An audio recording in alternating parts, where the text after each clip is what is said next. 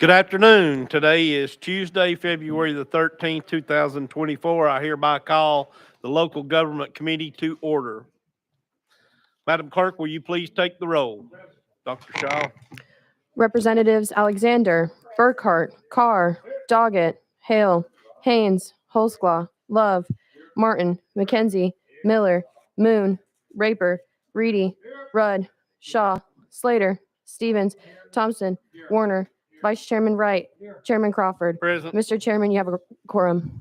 Do any of the members have any personal orders before we begin or announcements? Seeing none, we're ready to jump into today's business. We have 6 bills on the calendar, and I think we will be able to go pretty much straightforward. At this time, I'm going to call House Bill 1921 up by Leader Lamberth. Do I have a motion? Proper motion and second. Leader Lamberth, you're recognized on House Bill 1921. Thank you, Mr. Chairman. And this is as presented with no amendments. It is very straightforward. It just allows the county mayor to be able to communicate with the county commissioners without violation of the Sunshine Law. You've heard the explanation of the sponsor. Is there any questions? Representative McKenzie. Thank you, Mr. Chair. As we talked about in subcommittee, I got a concern with this one in that the mayor already has, and it was brought up after I had my opportunity to speak, the mayor's vote is the veto. So this mayor, so again, there's some counties where the mayor will make a tie-breaking vote, which means it's already a contentious issue if it got to where it's a tie. And so now the mayor can go to each of those members and without the sunshine shining on them, I know it doesn't apply to us, but it does apply to them. That's our laws. And that they can now, he or she could cajole them at that particular time. So, and I brought that up last week and someone brought, hey, can't them, in their veto. That's the mayor's vote. And that's my concern with this bill is that there's already mechanisms in place to have the county mayor not like a bill or the resolution or whatever and vote on it. And this just blurs or muddies the line between the legislative branch and the executive branch. So that's my concern with this bill. Leader Lamberth for response. Yes, sir. Thank you, Mr. Chairman. And I respect that. But I mean, look, I was in conversation with the governor less than an hour or so ago in which he was sharing with me his feelings on a bill that I have. That's perfectly appropriate. He can do that. We're deliberating in an open meeting right here. All of us are allowed to talk to each other. I've just always thought it's pretty silly that a local county mayor who can choose not to cast that vote, by the way, if that mayor says, hey, look, I've talked to everybody on this county commission before about how I feel on this, I don't feel appropriate, making that vote. And that's going to be public. And so if the public knows that the mayor can communicate, and let's not kid ourselves, there's a lot of communication goes on out there. It shouldn't, but we've exempted ourselves from the Sunshine Law, but we've told the local counties they can't discuss things and can't talk to each other. Well, this literally doesn't take all the rest of that out. It just says the county mayor is allowed to talk to these folks. And most of your county mayors, or a good portion of them, are not even going to be in a position to ever break that tie-breaking vote. And for the ones that are, they don't have to do that. But we're going to make it clear that they at least can have that conversation. The full body's going to have to deliberate in front of everybody, but the mayor at least can have those conversations. Representative McKenzie. Thank you. It's about half of the counties would have this provision apply. So it's not a small number that has this. And as you discussed, yeah, the governor can come to each of us and we can have a great conversation about it. But the one thing the governor doesn't have is a vote in this assembly. His vote would be the veto, and that would be the same with the county mayor. So that's whether it's fair or not. I spent 8 years on county commission because of the failure of the Sunshine Law, and it's bad. There's a reason for that law, and if we want to amend this bill to apply it here, that'll be fine too. I don't think it's applicable because this is a totally different body, but. So I don't think there's a lot of comparison between the two. But if that's the case, we can have that conversation. But it's separate and distinct from this one. These issues at the county, I would ask you, aren't very contentious unless they are. And so if we get into a point where it's a tie and the county mayor is going to apply that vote, isn't that a double bite at the apple when he or she can veto it? Leader Lamberth. No, it is not. It is literally just a conversation. I mean, every county commissioner makes their own decision, just like we make our own decision. But again, I've always found it pretty disingenuous that every single one of us is allowed to talk to each other, and it's not deliberation because this is deliberation. But no. The rules for us are different than the rules for them. They're not allowed to speak to each other. Full disclosure, this coming from the county mayors, because there's an attorney general's opinion that's out there, and this is a little bit of a murky area. There's a strong argument that legally the mayor can talk to the county commissioners already. This just clarifies it. So I appreciate the back and forth. I genuinely do. But it likely could happen already, but I don't like murky stuff out there. I just wanted to draw a line in the sand and say the county mayor can at least have those conversations the same way we do. And at least for one member there, it's the same rules that we follow here. Representative Stevens. Thank you, Mr. Chairman. My question was similar to Representative McKenzie's, was if this applies to the situation where the mayor is the chairman of the commission. Leader Lamberth. It does, yes, sir. So, I mean, they're allowed to have that conversation. But at the same time, it's out there in the open that they're allowed to have those conversations. Chairman Holtzclaw. Thank you, Chairman. And Leader Lambert, I do appreciate you bringing this bill. I mean, because all those conversations just help the process go better. And everybody's more in tune and well informed. And if they're sitting as a chair, you know, they may not have a vote, but at the end of the day, they've got that veto possibility. So I think it's a good bill and appreciate you bringing it. Thank you, Chairman.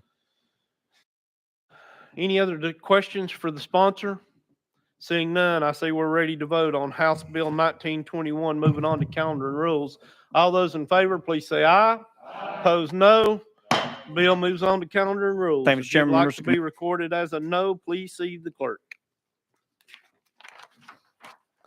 Item number 2 on today's agenda is House Bill 2019. Got a proper motion and second. Speaker Marsh, you're recognized on House Bill 2019. Thank you, Mr. Chairman. This bill requires the county legislative body to set the annual budget for the county mayor's office at a minimum at an amount not less than the average of the budgeted amount of the county mayor's office for 5 preceding fiscal years. The intent of this proposed legislation change is twofold. It promotes equality through ensuring the same budget protections afforded to other full-time elected officials, as well as strengthening the county mayor's ability to execute the duties of their office. This is the same MOE verbiage that was adopted for the county highway departments in TCA 67-390. So we're just doing for the mayors what has already been done for other elected offices. With there, I'll answer any questions. You've heard the explanation of the sponsor. Are there any questions? Seeing none, we're ready to vote on House Bill 2019, moving on to Finance, Ways and Means. All those in favor, please say aye. Opposed, no. Bill moves on to Finance, Ways and Means. Thank you, Mr. Chairman, committee. Item number 3 on today's agenda is House Bill 2071 by Representative Williams. Without objection, it will be rolled 1 week.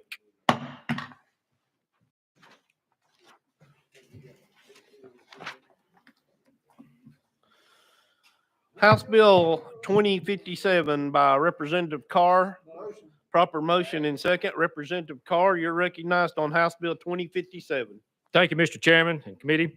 This is a bill from the Comptroller's Office. This bill makes government work a little better, in my opinion, ensuring a process of equitable valuation for real property. Right now, we update our values on a 4, 5, or 6 year cycle. This would allow us to update our values on a 1, 2, 3, or 4 year cycle. And this is a modern approach that ensures fair and equitable system for all taxpayers. And then taxpayers should be confident of this system. That way they can always have their property valued if they need to. And with that, I stand ready for any questions. Are there any questions for the sponsor on House Bill 2057? Just so the committee knows, we do have speakers on this. So if you think you may have a question to take up at that time, we'll go out of session. But if this question is for the sponsor, I will recognize Representative Raper. Thank you, Mr. Chair. I mentioned this in property and planning, but I think this is a great bill. It gives options, which we did not have before. If a county is already doing 4, then they don't have to change a thing. And so it gives many options. Next thing is this, is when you are looking at reappraisal time. If you're waiting that large amount of years, it is tough on the county commission. It is also tough on the people, because a lot of times they are assessed a big, large amount of money. So this way it's done on a smaller basis, where it's not going to be near as big a cut into your income. And so once again, I say thank you for this bill. This is a good one. Representative Alexander. Thank you, Chairman. Thank you for bringing this bill. Also, because we just have to look at what our property values have happened in 1 year in this state, and know that the flexibility that this bill will give us is great. Thank you. So thank you very much. Any other questions? Is there any other questions for the sponsor? Without objection, I do not believe we need to go out of, to hear from any of the speakers. No other questions. Seeing none, we're ready to vote on House Bill 2057. Moving on to Finance, Ways and Means. All those in favor, please say aye. Aye. Those opposed, no. Bill moves on to Finance, Ways and Means. Thank you, Chairman and Carr. Committee.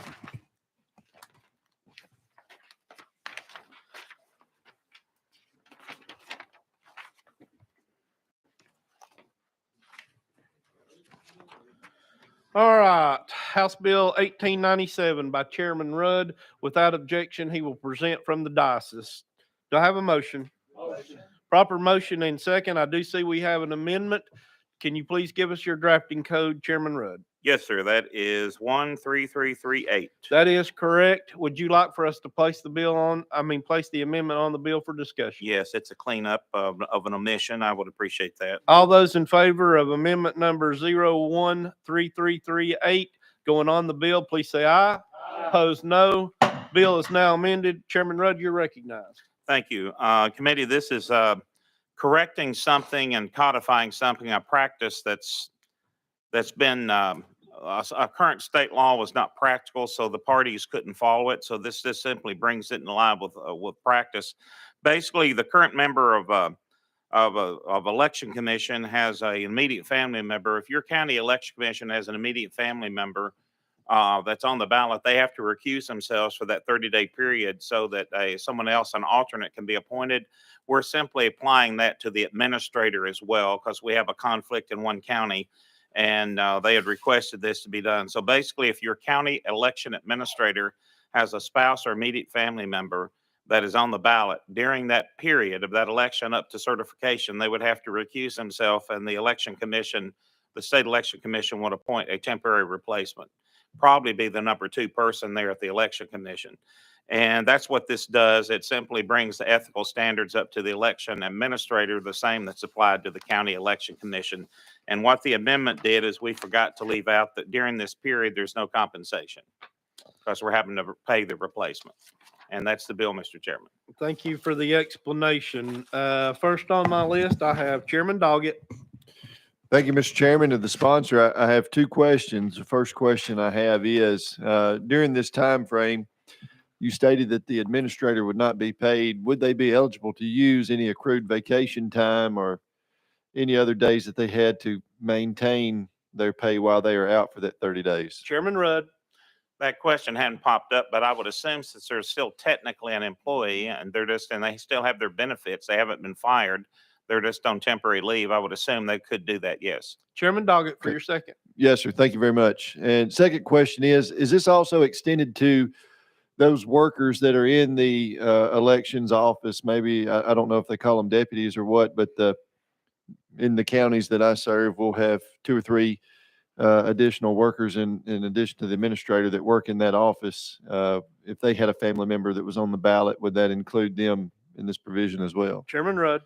No, Mr. Doggett, it does not. This only addresses election administrator. I do not know if that's actually in law anywhere. The state election commission may have a rule on that, or they have left that up to the county election commission to make that decision.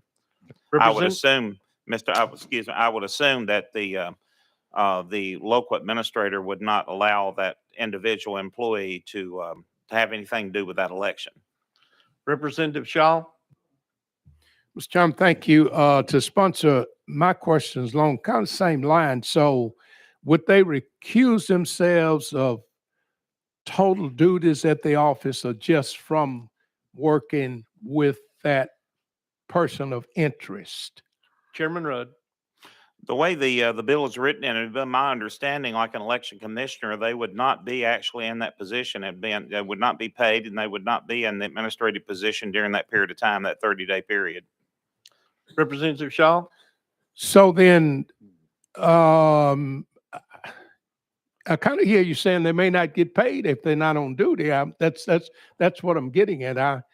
I hate to see the election commissions not get paid because somebody else in the family decides they want to run for office. I can understand what your bill is trying to do, but should we have something in there to say that they would still be the election commission, still get paid whatever, they just would not be directly dealing with that person of interest? Chairman Rudd. Well, the current law, this does not deal with election commissioners, but the current law states that when a county election commissioner has to temporarily step down and an alternate be appointed, they are not paid since they're not on the premises and they're not have any official duties. This would also apply to the administrator. We're just applying the same rules that is in code for election commission members to the administrator when a spouse or immediate family member is on the ballot. Representative Shaw.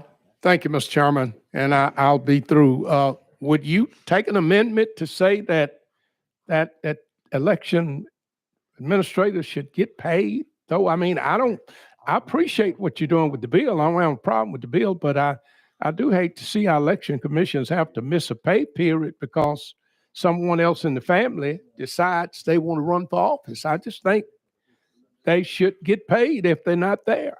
Representative Shaw, Chairman will take it. We cannot take any amendments that's not written unless it's a technical amendment. So that's something you'll have to put in writing if you want to apply to place an amendment. Representative Shaw. Could he roll the bill and we do it next week? That's up to the sponsor. I guess I would ask him if he would. Chairman Rudd, you're recognized. I would prefer not to, Mr. Chairman. The reason why is because we're only applying the same rules that's already in code to the county election commission, to the administrator himself. Thank you. I have next on the list, Representative McKenzie. Thank you, Mr. Chair.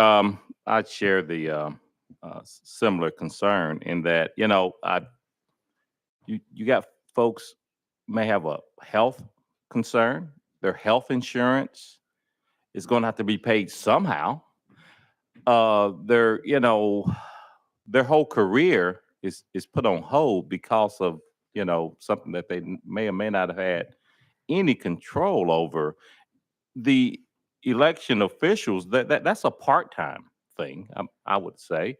Whereas the administrator, that's his or her job. And so that's my concern with that. I too like the bill. It makes sense other than that. I mean, if they could just be, it's not a suspended with pay, but it's placed on some kind of, hold where they're not dealing with any elections issue, and there's no appearance of impropriety because they're hands-on on that. But to basically take away their career for this period, it's a bit punitive. All right. Let's be careful how we stay on the bill here. Representative McKenzie, before I recognize you, I'm going to recognize Chairman Rudd for the first question.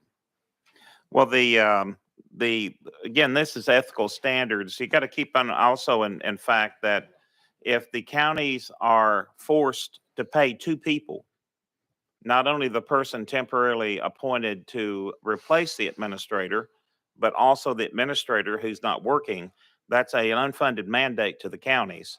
And we're applying the same ethical standards. So far, this has only popped up once in one county, to our knowledge, ever that I've been notified about. And if that immediate family chooses to run for office, we have to protect the integrity of the elections. And if we did not apply the same standards that was to the election commission as well to the administrator, it would be an undue financial burden to the counties. Representative McKenzie.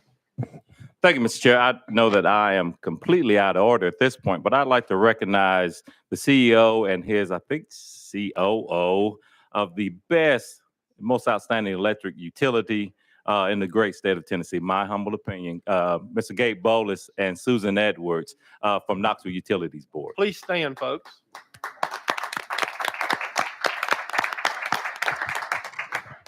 Representative Miller, I'm going to recognize you. Thank you, Mr. Chairman, and I want to recognize someone from Memphis, Tennessee, our city mayor, just recently elected, Mayor Paul Young. Can we give him a hand? Thank you, guests, for being with us today. I hope you find this committee entertaining. Representative Love, back on the bill. Thank you, Mr. Chairman. Question to the sponsor. The legislation requires the administrator to be recused from official duties at least 30 days prior to the election. Does this apply to primary and general elections? Chairman Rudd. It would apply to any election at that particular time that the immediate family member is on the ballot, because they couldn't oversee the election and the certification of that election without being having the election process questioned. Chairman Love. Thank you, Mr. Chairman. So in that instance, they were recused 30 days prior to the primary. If their family member wins the primary, then they essentially would be recused another 30 days before, or is it just for the first election? Chairman Rudd. Well, any election process usually takes, I believe, up to 30 days for the certification process, for give time for absentee ballots or questions, or to verify any ballots that are in question, like such as paper ballots filled out at the precincts. They have to be verified before they can be counted. So that process usually takes, I think, 3 to 4 weeks. So it would be at the end of that process, and they'd immediately be restored. And during this period, they're still employees. They're just on leave, so they would still have their benefits, but they just wouldn't have their salary during that period. Okay. Thank you, Mr. Chairman. Thank you, sponsor. Representative Wright. Thank you, Mr. Chairman. Move previous question. Question has been called. We're ready to vote. That's non-debatable. All those in favor of House Bill 1897 as amended, moving on to calendar and rules, please say aye. Opposed, no. The ayes have it. Moves on to calendar and rules. If you would like to be recorded as a no, please see the clerk.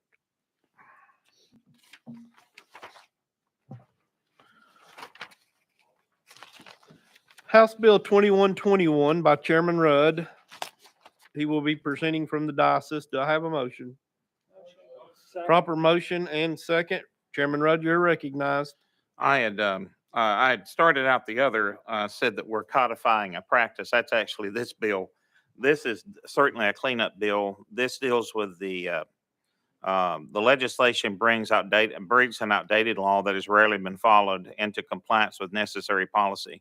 It requires that presidential at-large delegates and alternates that are selected by state political party be selected after the first Thursday in April and before the first Thursday in May, instead of before April or at the time that the presidential candidates file for that state. This requires the delegates be proportional to the votes their candidates received in the election. These things have been the practice, but they have not necessarily been in law, so we're simply bringing it in.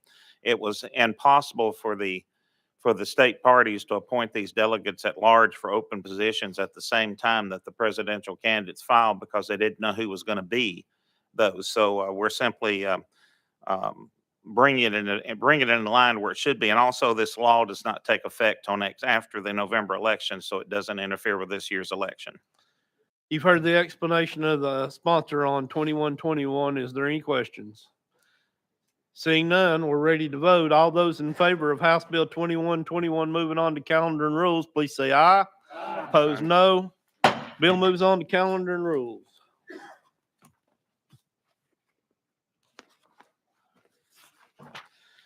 That completes today's business that we have on the agenda. Before we close, does any of the members have any announcements or personal orders? Seeing none, the chairman will take liberty to make one announcement, and I really should ask Representative Love to do this, but I will not. Don't forget that tomorrow is February the 14th. It is Valentine's Day. Do not forget your Valentine, or you will be in the doghouse. So, gentlemen, ladies, please remember that. Chairman Holtzclaw, you're recognized. And for all you members, I guarantee I've got something to make each woman happy. Oh, here we go. All right. Any other personal or we are adjourned.